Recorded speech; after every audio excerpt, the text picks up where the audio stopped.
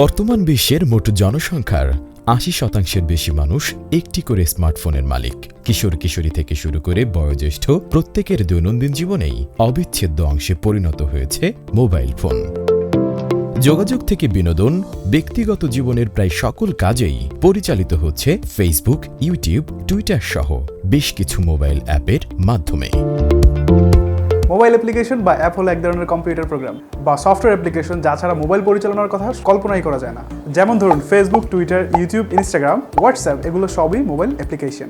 এছাড়াও বিভিন্ন অ্যাপের সাহায্যে আমরা কল করি, ছবি উঠাই, গেম খেলি, ক্যালেন্ডার দেখি। এছাড়াও অ্যাপ ব্যবহার করে বিশ্বের অধিকাংশ লোক মোবাইল গেম খেলে থাকে।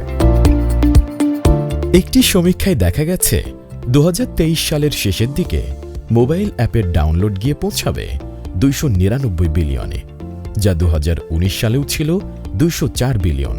সুতরাং সহজেই অনুমেয় যে আগামী দিনে কতটা জনপ্রিয়তা বাড়বে মোবাইল অ্যাপ ডিজাইনের, সেই সঙ্গে চাহিদাই বা কতটুকু বাড়বে মোবাইল ডিজাইনার ও ডেভেলপারদের। স্ট্যাটিস্টিক্সের এক সমীক্ষায় দেখা গেছে 2019 সালে মোবাইল অ্যাপের ডাউনলোডের পরিমাণ ছিল 204 বিলিয়ন, কিন্তু 2023 সালের মধ্যে মোবাইল অ্যাপের ডাউনলোডের পরিমাণ পৌঁছাবে 299 বিলিয়নে। এই পরিসংখ্যানগুলো ইঙ্গিত দেয় যে বেশিরভাগ ব্যবহারকারীরা ওয়েব অ্যাপ থেকে মোবাইল অ্যাপ ব্যবহার করতে বেশি স্বাচ্ছন্দ্য বোধ করে। মোবাইল অ্যাপের এই হাইপকে মাথায় রেখে অনেক ব্যবসায়িক প্রতিষ্ঠানরাই তাদের ব্যবসায়িক কার্যক্রম পরিচালনা করার জন্য মোবাইল অ্যাপ তৈরির পরিকল্পনা নিচ্ছেন, কিন্তু কিভাবে একটি সফল অ্যাপ তৈরি করবেন তা জানেন না। আপনি হয়তো ভাবছেন কেন কিছু অ্যাপ অন্যান্য অ্যাপগুলোর মধ্যে আলাদা। উত্তর হলো ইন্টারেক্টিভ ডিজাইন। আকর্ষণীয় ডিজাইন সহ মোবাইল অ্যাপগুলো আরও মনোযোগ আকর্ষণ করছে, কারণ তারা লক্ষ্য দর্শকদের জন্য আরও ভালো ডিজাইন উপাদান সরবরাহ করছে। আমি মনে করি দিন দিন যেভাবে মোবাইল অ্যাপের চাহিদা বাড়ছে, আগামী ভবিষ্যতে একটি জনপ্রিয় পেশা হয়ে উঠবে মোবাইল অ্যাপ ডিজাইন।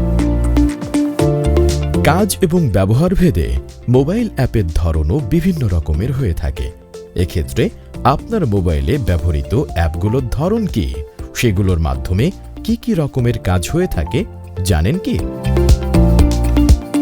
অ্যাপ সাধারণত 3 প্রকার হয়ে থাকে: নেটিভ, হাইব্রিড এবং ওয়েব অ্যাপ।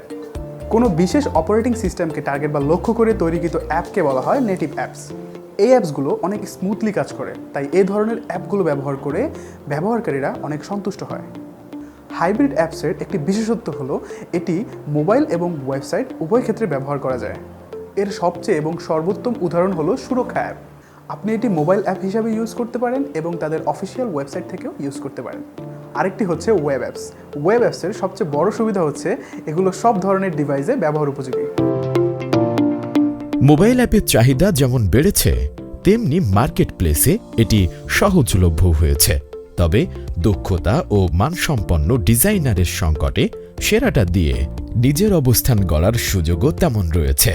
বিশেষজ্ঞরা বলছেন টিকে থাকতে হলে ল্যাঙ্গুয়েজ দক্ষতার পাশাপাশি কাজেও আপনাকে হতে হবে সেরা কারিগর।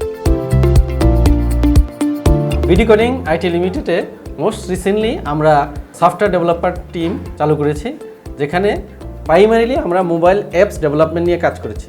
মোবাইল অ্যাপস ডেভেলপমেন্ট টিমে আমাদের এখানে কাজ করেছেন একজাক্ট তরুণ এবং মেধাবী সফটওয়্যার ডেভেলপার। এই সফটওয়্যার ডেভেলপারদের হাত ধরেই তৈরি হয়েছে বাংলাদেশ সহ বিশ্বের নামীদামি প্রতিষ্ঠানের জন্য অসংখ্য মোবাইল অ্যাপস। আমরা এই টিমের আন্ডারেই একটা নতুন প্রোগ্রামে মোবাইল অ্যাপস ডেভেলপমেন্টের উপর স্কিল ডেভেলপমেন্ট একটা প্রোগ্রামে লার্ন উইথ bdCalling এর আন্ডারে একটা প্রোগ্রাম ডিজাইন করেছি, যেখানে ফ্লাটার দিয়ে অ্যান্ড্রয়েড এবং iOS এর জন্য মোবাইল অ্যাপস তৈরি করা শেখানো হবে। আপনার যদি ইচ্ছা থাকে বা পরিকল্পনা থাকে মোবাইল অ্যাপস ডেভেলপমেন্ট শিখতে চান বা একটা ভালো রিলায়েবল প্রতিষ্ঠান খুঁজে থাকেন, তাহলে এই উপরে দেওয়া লিঙ্কে ক্লিক করে আজকেই আবেদন করে ফেলুন।